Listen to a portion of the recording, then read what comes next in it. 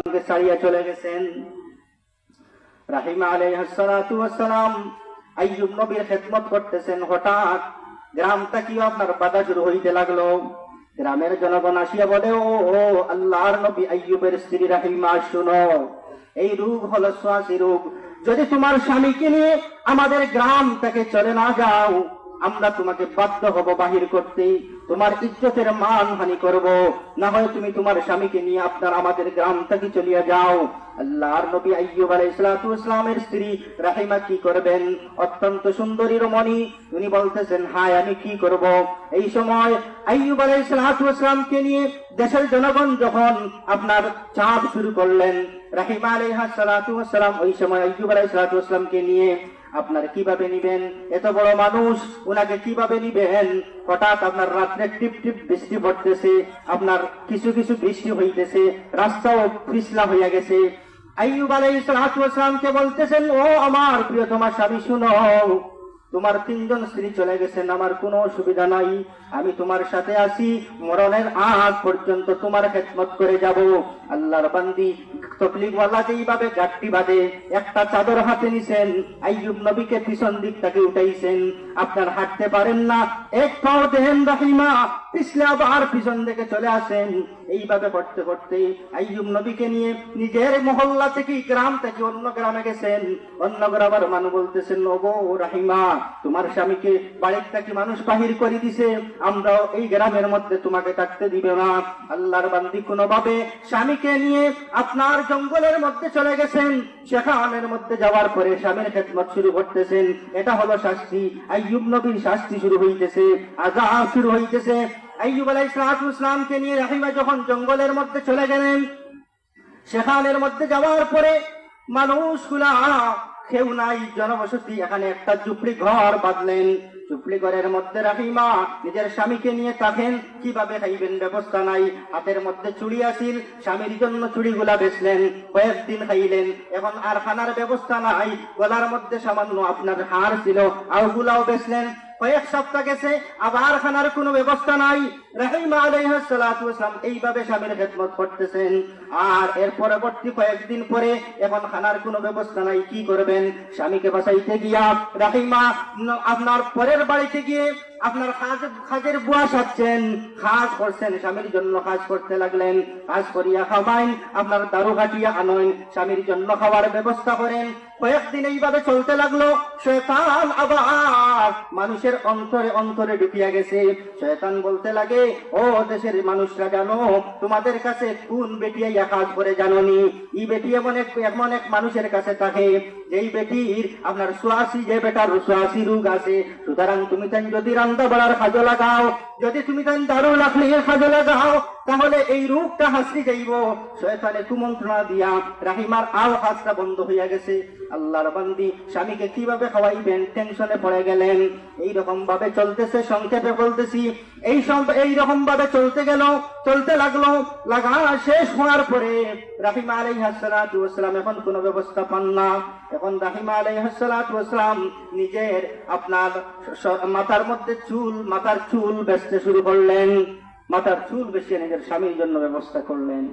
আইয়ুব আলাইহিস সালাতু ওয়াস সালামের শরীয়তের মধ্যে চুল বেচা জায়েজ আছিল, চুল বেচা কিটা আছিল? জায়েজ আছিল। কিন্তু উম্মতে মুহাম্মাদীর বেটাইনের বেটিন উভয়ের জন্য চুল বেচা জায়েজ নাই, চুল বেচা জায়েজ নাই। আমরার মা বইন হলে চুল আসিয়া হারলে, চুল যেগুলা থাকে এইগুলা দিয়ে আমরা মহিলা হলে অনেক কিছু লইনি না, এটা হইল কি না জায়েজ? এটা কিটা না জায়েজ। একমাত্র রাহিমার জন্য এটা ছিল নির্দিষ্ট। রাহিমা নিজের স্বামীর জন্য অর্ধেক চুল বেশিয়া কয়েকদিন খাওয়াইলা, স্বামীর খেদমত করলা, স্বামীর আনি খাওয়াই। কয়েকদিন যাবার পরে আবার অর্ধেক যে চুল রইছিল আও চুল বেশি লওয়ার পরে রাহিমা আলাইহিস সালাতু ওয়াস সালামকে এইরকম ভাবে নিজের স্বামীকে খেদমত করতেছেন। সব চুলগুলা যখন বেশা শেষ হয়ে গেল, আল্লাহর বান্দির চুল খামাইলেইছন। এখন শয়তান আবার আইয়ুব আলাইহিস সালাতু ওয়াস সালামের কাছে আইয়া কুমন্ত্রণা শুরু করলো। আইয়ুব নবীরে কয়, ও আল্লাহর নবী, আপনার স্ত্রী, আপনার প্রিয়তমা স্ত্রী কোথায় থেকে খানি আসে আপনি জানেননি? আপনার স্ত্রী তো চুরির মধ্যে ধরা খাইছেন। বলেন না নাউযুবিল্লাহি মিন যালিক। আইয়ুব নবী যখন এটা শুনছেন, শোনার পরে মনের মধ্যে আরো কষ্ট পাইলেন। আহারে, আমার স্ত্রীকে বড় ভালো জানতাম, উনি চুরি করিয়া বুঝি আমারে খাওয়াইতেছেন। আইয়ুব আলাইহিস সালাতু ওয়াস সালামের স্ত্রী রাহিমা বলতেছেন, ও আল্লাহর নবী বিশ্বাস করেন, খোদার কসম আমি চুরি করি নাই। আপনাকে বাঁচাইতে গিয়া, আপনার জীবন ব্যবস্থা করতে গিয়া আমি আমার নিজের চুল বেচিয়া তোমার জন্য খানার ব্যবস্থা করি। এই সময় আল্লাহ এই কথা বরদাস্ত করতে পারেন নাই। আল্লাহ আসমান থেকে জিব্রাইল পাঠাইয়া দিয়েছেন আইয়ুব নবীর কাছে। আপনার রাহিমা আলাইহিস সালাতু ওয়াস সালামের পবিত্রতা বর্ণনা করা শুরু করছেন। ও আল্লাহর নবী আইয়ুব, শয়তানে কুমন্ত্রণা দিতেছে, আপনি কর্ণপাত করবেন না। আইয়ুব আলাইহিস সালাতু ওয়াস সালাম যখন এই কথা আপনার জানতে পারলেন একটু পরে, কিন্তু রাগর বশত নিজের স্ত্রীকে বলতে লাগলেন, আল্লাহ যদি আমাকে সুস্থ করেন তাহলে এই অপরাধের ব্যাপারে, এই অপরাধ করার কারণে আমি তোমাকে যদি আল্লাহ সুস্থ করেন 100টা বেত্রাঘাত করবো। কতটা বেত্রাঘাত করবো? 100টা বেত্রাঘাত করবো। আইয়ুব আলাইহিস সালাতু ওয়াস সালামকে এইরকম ভাবে স্বামী আপনার খেদমত করছি, স্ত্রী খেদমত করতেছেন আইয়ুব আলাইহিস সালাতু ওয়াস সালামকে এইরকম ভাবে খেদমত শুরু করতে লাগলেন। এখন খেদমতের কোনো ব্যবস্থা নাই। রাহিমা আলাইহিস সালাতু ওয়াস সালাম মনে মনে বলছেন, হায় যদি আমাকে আল্লাহ তৌফিক দিতেন আর শরীরের মাংস বেচা যদি জায়েজ হইতো, তাহলে আমি রাহিমায় আমার শরীরটা কি এক টুকরা মাংস বেশিয়া হইলেও আমি আইয়ুব নবীর জন্য খেদমত করতাম। আল্লাহর বান্দী মনে মনে ভাবতেছেন, মনে মনে এই কথা ভাবতেছেন। আর এই বাবাটাই আল্লাহ আপনার কবুল করে নিয়েছেন। হঠাৎ একজন মহিলা আসিয়া বলতেছেন, রাহিমা যদি শরীরের কোনো মাংস বেচো তাহলে আমি মাংস লওয়ার জন্য আমি প্রস্তুত আছি। রাহিমা বলেন, হায় মানুষ আবার শরীরের মাংস বেচেননি। রাহিমা আলাইহিস সালাতু ওয়াস সালাম নিজের শরীরটা কি, আপনার বুকের পাঁজরটা কি এক টুকরা মাংস বেচলেন। এই মাংস বেচিয়া রাহিমা আলাইহিস সালাতু ওয়াস সালাম নিজের স্বামীর আপনার খেদমত করতে লাগলেন। ওই সময় হঠাৎ তিনি আপনার খেদমতের মধ্যে গেলেন। ওই সময় রাহিমা আলাইহিস সালাতু ওয়াস সালাম যখন আসলেন, আসার পরে আপনার হঠাৎ করে দেখেন, সংক্ষেপে বলতেছি, রাহিমা আলাইহিস সালাতু ওয়াস সালাম আসার পরে দেখেন উনার স্ত্রী আপনার আসিয়া দেখতেছেন আইয়ুব আলাইহিস সালাতু ওয়াস সালাম আগর অবস্থায় আল্লাহ আবার ফিরাইয়া দিয়েছেন। হুক্কা সুবহানাল্লাহ। এই ঘটনাটা আল্লাহ বলতেছেন, ওয়াযকুর আবদানা আইয়ুব إذ نادى ربه أني مسني الشيطان بنصب وعذاب। আইয়ুব নবী যখন ওই পর্যায়ে যখন পৌঁছে গেছেন, সহ্য করতে যখন পারতেছেন না, আইয়ুব নবী আল্লাহকে ডাক দেন, ওয়াযকুর আবদানা আইয়ুব ইয নাদা।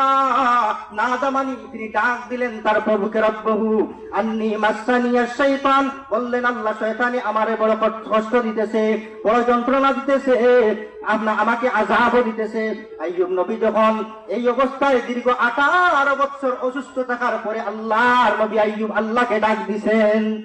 18 বছর অতিবাহিত হওয়ার পরে আইয়ুব আলাইহিস সালাতু ওয়াস সালাম আল্লাহরে ডাক দিয়েছেন, ভাই ও দুষ্ট বুজুর্গ। এরপরে আইয়ুব আলাইহিস সালাতু ওয়াস সালাম যখন সুস্থ হলেন, আল্লাহ বলেন, উরকুদ বিরিজলিকা হাযা মুগতাসালুম বারিদুন ওয়া শারাব। আল্লাহ বলেন, ও আইয়ুব তুমি তোমার এই জায়গার মধ্যে, জমিনের মধ্যে উরকুদ রিজলিকা, তোমার পাও দ্বারা আঘাত করো। আল্লাহ এখান থেকে আল্লাহ আইয়ুব আলাইহিস সালাতু ওয়াস সালামকে আপনার একটা ঝর্ণা তৈরি করে দিলেন। আইয়ুবকে বললেন, উরকুদ বিরিজলিকা হাযা মুগতাসালুম বারিদুন ওয়া শারাব। আইয়ুব এই আপনার ঝর্ণা থেকে তুমি কিছু পানি পান করো এবং এটার মধ্যে গোসল করো। আইয়ুব নবী গোসল করলেন এবং পান করলেন। সাথে সাথে আল্লাহ তাবারাকা ওয়া তাআলা আইয়ুব নবীকে সেই যৌবন কাল আবার ফিরিয়ে দিলেন। আইয়ুব আলাইহিস সালাতু ওয়াস সালামকে এই সব কিছু দিলেন, আল্লাহ সব কিছু দিতে লাগলেন। আবার ওয়াহাবনা লাহু ওয়া আহলাহু ওয়া মিসলাহুম মাআহুম রাহমাতাম মিন্না ওয়া যিকরা লিউলিল আলবাব। আল্লাহ বলেন, আমি আইয়ুবকে তার পরিবার দিলাম, তার জন দিলাম, ছেলে সন্তানকে ডাক দিলাম। তাফসীরের মধ্যে বলেন, ইবনে কাসির ওয়ালা বলেন, ওয়া ওয়াহাবনা লাহু, আইয়ুব নবী নিজের ছেলেদের ডাক আপনার নাম ধরে ধরে ডাক দিতেছেন, আর এক একজন সন্তান আসতেন। আল্লাহ বলেন, আমি আইয়ুবকে ডবল দিলাম, আমি তাকে আবার সেই নেতৃত্ব আসনে বসাইলাম, দেশের প্রেসিডেন্ট বানাইলাম। আমি তার 4 জন স্ত্রী আবার ফিরাইয়া দিলাম, দেশের মধ্যে আবার ফসল দিলাম। আমি তার 4 জন স্ত্রীর ঘর থেকে 14 জন ছেলে সন্তান ছিল। এই 18 বছরের বাদে আইয়ুব আলাইহিস সালাতু ওয়াস সালামের আরো 14 জন ছেলে সন্তান হযরতে রাহিমার ঘরে দান করিয়া আল্লাহ ডবল দান করছেন।